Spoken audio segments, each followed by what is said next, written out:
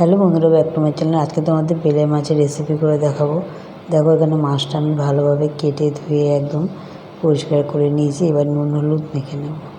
দেখো, মাছে আমি নুন দিয়ে দিচ্ছি, পরিমাণ মতো নুন দিয়ে দিলাম। এরপরে হলুদ দিয়ে দেবো,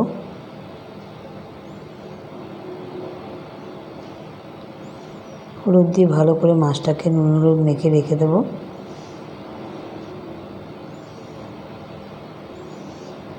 এরপর দেখো, গ্যাসে আমি একটা কড়াই বসিয়ে দিয়েছি। কড়াইতে তেল দিয়ে দিয়েছি, তেলটা গরম হয়ে গেছে। এরপরে আমি এক এক করে মাছ দিয়ে মাছটাকে ভেজে নেব। মাছগুলো আমি সব ভেজে নেব।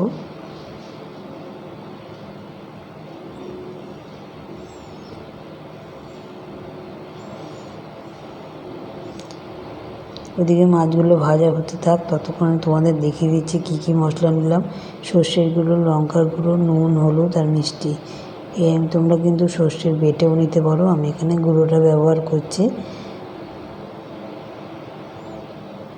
এই সর্ষে বাটার মাঝে কিন্তু বেশি কোনো ঝামেলা নেই, আর ঝালটা তোমাদের পছন্দ মতো দেবে। মাছগুলো আমি সব ভেজে নিলাম।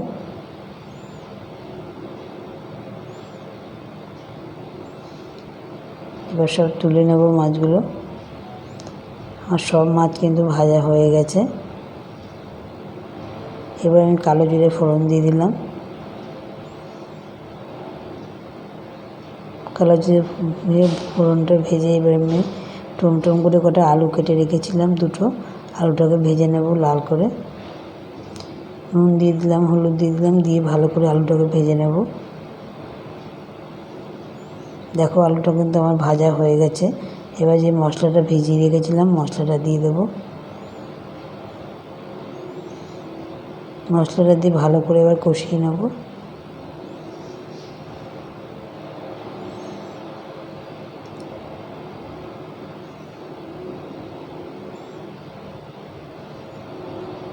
দেখো, মশলাটা কিন্তু আমার কষানো হয়ে গেছে, তেল ছেড়ে দিয়েছে, তার মানে মশলাটা কষানো হয়ে গেছে। এবার আমি জল দিয়ে দেবো।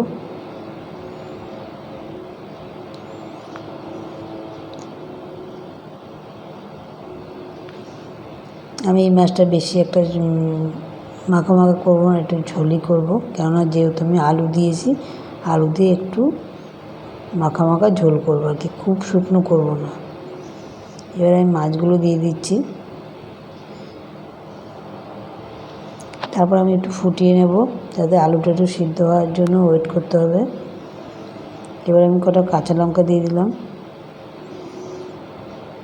মাছটা কিন্তু হয়ে এসেছে, নামিয়ে আমি তোমাদের দেখাচ্ছি। এবার দেখো, মাছটা তুলে তোমাদের দেখালাম, কত সুন্দর হয়েছে কালারটা। ভিডিওটা কেমন লেগেছে কমেন্টে জানাবে। ভিডিওটা ভালো লাগলে লাইক, শেয়ার, কমেন্ট করো, সাবস্ক্রাইব করো, পাশে থাকা বেল আইকনটা বাজিয়ে দিও। এরকম নিত্য নতুন ভিডিও সবার আগে তোমাদের কাছে পৌঁছে যাবে। তোমরা সুস্থ থেকো, ভালো থেকো, টাটা।